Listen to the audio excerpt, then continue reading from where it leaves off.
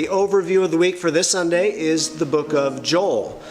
The book of Joel was written sometime in the 8th or 9th century BC, and Joel is considered one of the minor prophets, but there's really nothing minor about his prophecy, since he is talking about the great and dreadful day of the Lord. The book begins with these words: "The word of the Lord that came to Joel, the son of Pethuel. Hear this, you elders, and give ear, all you inhabitants of the land. Has anything like this happened in your days, or even in the days of your fathers? Tell your children about it.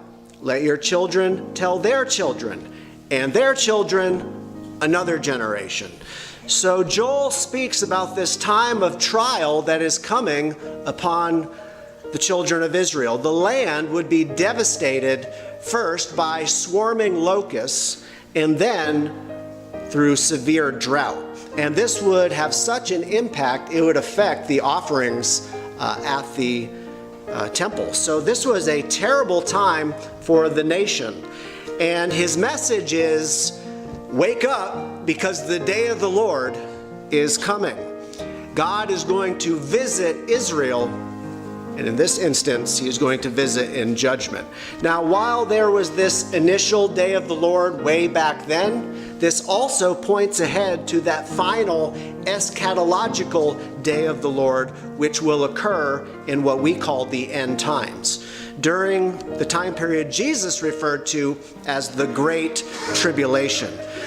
He goes on to describe an invading army, cosmic disturbances in the heavens. He says that the sun shall be turned into darkness and the moon into blood before the coming of the great and awesome day of the Lord. How many of you have ever seen the moon when it turns that blood red? Well, that's going to happen, and then some in the future. But then he writes, "And it shall come to pass that whoever calls on the name of the Lord shall be saved." Because people are going to see this, and they have two choices: continue to rebel against God or call on his name and be saved. So Joel, who was a preacher, is really urging people to turn back to God before it's too late. He then makes reference to the final battle of the age, which we call the Battle of Armageddon. He talks about multitudes being in the valley of decision.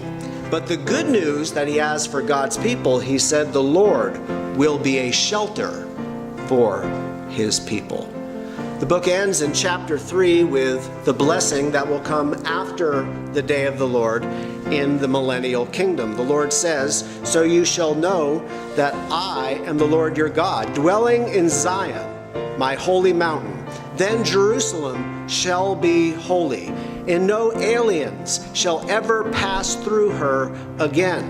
And it will come to pass in that day that the mountains shall drip with new wine, and the hills shall flow with milk, and all the brooks of Judah shall be flooded with water." This is a time of great abundance and prosperity. And he said, "A fountain shall flow from the house of the Lord." But before that, the day of the Lord is coming.